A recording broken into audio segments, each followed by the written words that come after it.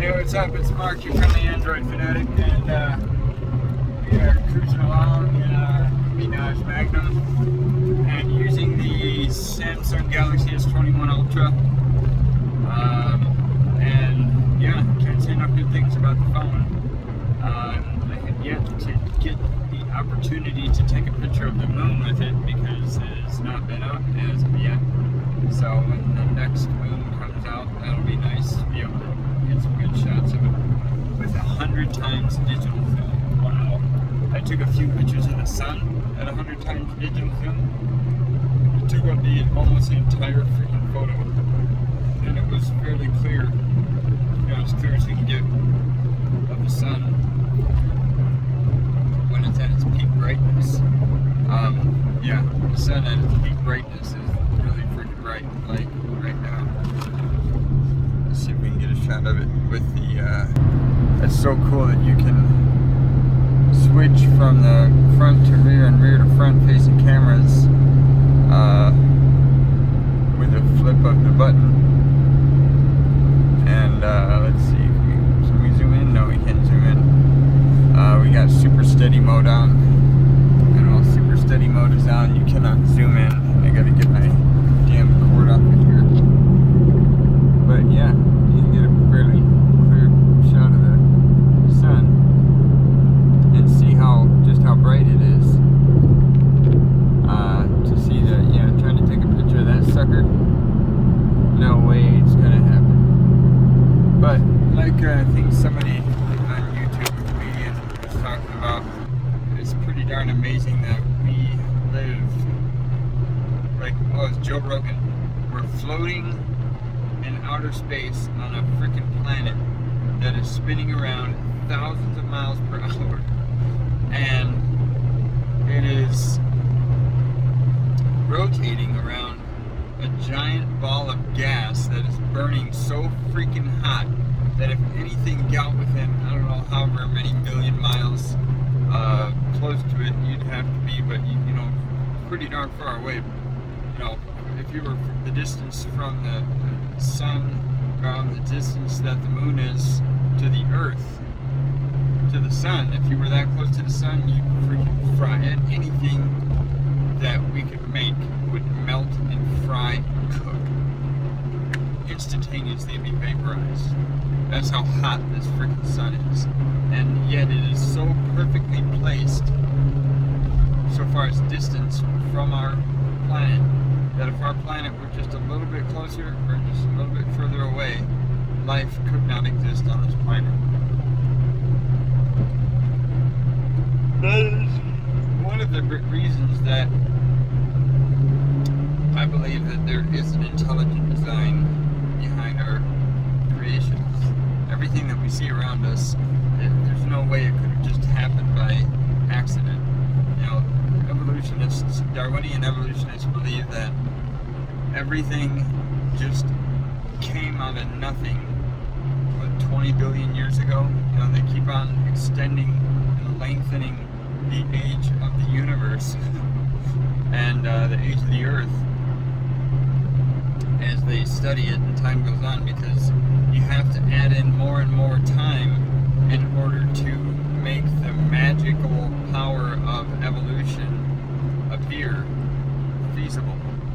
You know, for everything to just appear out of nothing, you know, an infinitesimal dot as small as a period on a page, spinning around and then exploding like an atom bomb, sort of, and everything from a tiny dot just exploded into all the matter that we see in the freaking universe. And they say intelligent design scientists and believers are, you know, out of our mind. You're out of your mind to believe that shit happened. I mean, that's batshit crazy thinking. To think that everything just came out of nothing. And then, let's just give them that. Let's just say that everything just appeared out of nothing. Now you have a bunch of non-living matter in a universe filled with more non-living matter. Now, how do you go from non-living matter to living biological matter. Let's say what they say it started out as a small bacteria cell floating around in the ocean that mysteriously evolved into a frog or a fish or something other than a piece of bacteria, a bacteria cell, I should say. And then that bacteria cell, in order to evolve into something other than a bacteria cell, would have to have had multiple billions and trillions of times new information added into the genome. A genome is the language that the biological everything is written in. So, to go from non-living matter to living matter is a massively huge leap in imagination and just faith to say that non-living matter magically became living matter. Even Richard Dawkins sat there for like 20 seconds when he was asked the question of how do you go from non-living matter to living matter scientifically. He just sat there looking like an idiot, which he technically is in this sense. Otherwise, he's a very, very intelligent man. He's super smart, way smarter than I am, so I can't talk shit about him. But nonetheless, you can't go from non-living matter to living matter scientifically because it just doesn't happen in science. There's no way. There's no scientific law where you can go from non-living matter to living matter in any shape, fashion, or form. There's no way it ever happened. It's never happened. It never will happen, and it couldn't have happened. So therefore, to believe that non-living matter somehow became living matter in evolution, in evolutionary thought, is an impossible thing when you think of it scientifically. Now, next, to go from something as small as a bacteria cell into something more complex like a tadpole, a frog, a fish, or whatever. Let's say everything that we see around us is vast and as amazingly complex as everything is on the planet Earth. In order to go from a simple cell organism like a bacteria cell into something more complex like a fish or whatever, into everything that we see around us, new information would have had to have been added into the genome multiple billions and trillions and gajillions of times.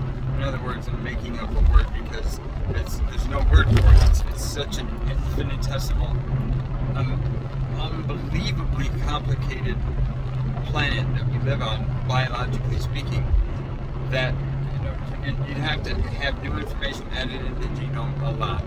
Now, there's no known law in nature where new information is ever added into the genome. Nothing like that has ever happened that we have studied scientifically and that we have tested and done demonstrable tests to show, hey, this happens in science. We can prove it. It's a fact. No, it's not a fact.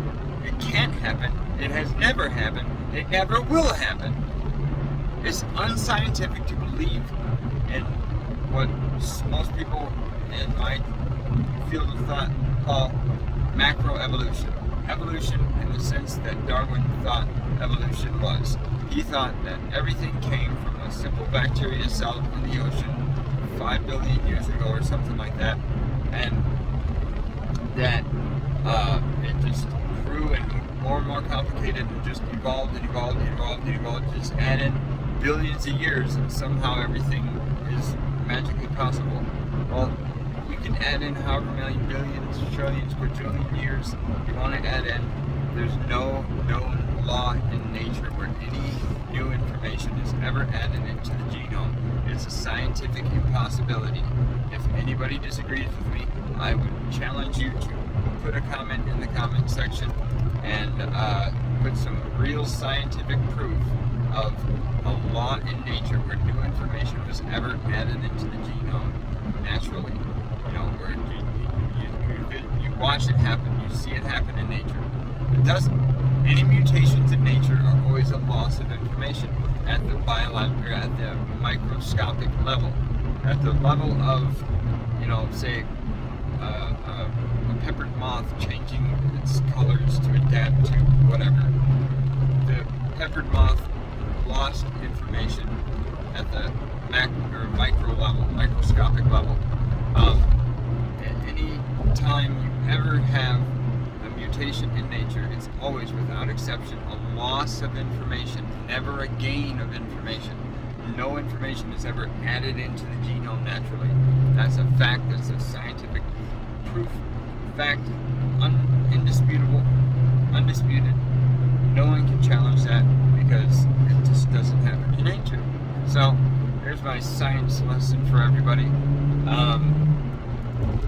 I don't know if anybody's even going to watch this video. Nobody really watches my videos much, but I'm going to make it anyway because I like doing it, and I have a few subscribers who like watching it, so I keep making them. So here's Mark, your friendly Android Fanatic. By the way, what I was talking about was the Galaxy S-21. Now, devolution, where things are developed, and development, and things changing shape, fashion, and form, and growing, and complexity, and so on and so forth in the scientific world of technology and so forth is amazing to watch. But guess what is behind everything changing and growing and developing and becoming more and more complex, like our freaking phones and our tablets and our computers and all of the stuff that we've had 20 years ago. If you would have told me that I would have what I have right now in my possession, a Galaxy S-21 Ultra, a Galaxy Note 20 Ultra, and a freaking OnePlus 9 Pro, a Galaxy Tab S7 Plus, 12.4 inch, and a freaking MSI gaming laptop that has the capabilities that my gaming laptop has, I would have told you you are crazy out of your mind. I would have just told you, get the hell out of here with your wacky, crazy talk, because there's absolutely no way in hell that I'm going to have something that freaking cool in the palm of my hand.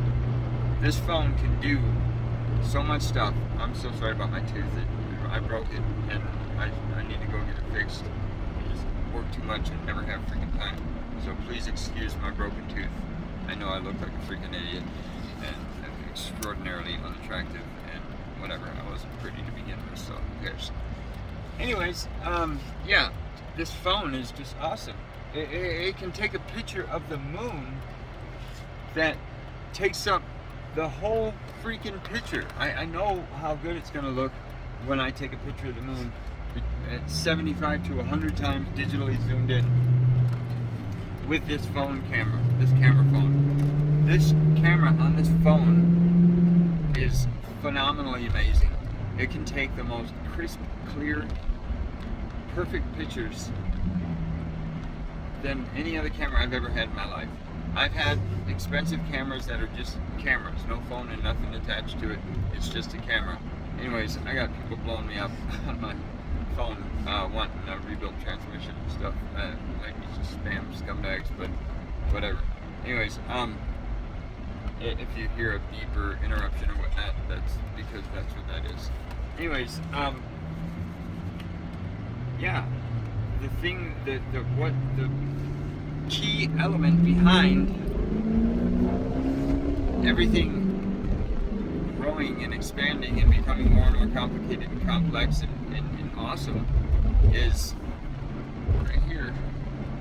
That little sponge, all sorts of electromagnetic, not magnetic, but electrodes shooting synapses and all sorts of crazy cool shit happening, more complex than anything we've ever made. Our human brain, the sponge between our ears, is what's responsible for all of the development that we've seen in the developed modern world. And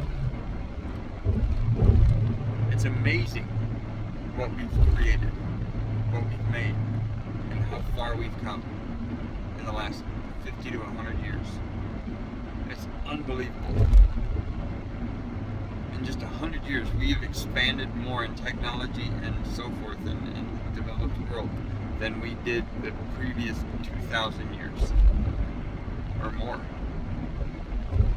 Like, we've grown exponentially in the last, say 100 years approximately, because everything went from just simple stuff, cars and buggies and horse buggies and stuff, to all this stuff we see around us. Like, I'm driving a 2007 Dodge Magnum that goes from 0 to 60 in like 4 seconds.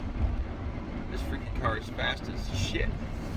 I don't know how fast shit is, but it's really fast, and I really like it, and I drive it a lot. And I just barely made it to the pharmacy with 3 minutes to spare. See the time I got? So yeah, 3 minutes exactly. But anyways, I gotta go to the pharmacy now. So this has been Mark here from the Android Fanatic. You all have a great day. I hope you enjoyed the video, and many blessings to you and yours. Peace out.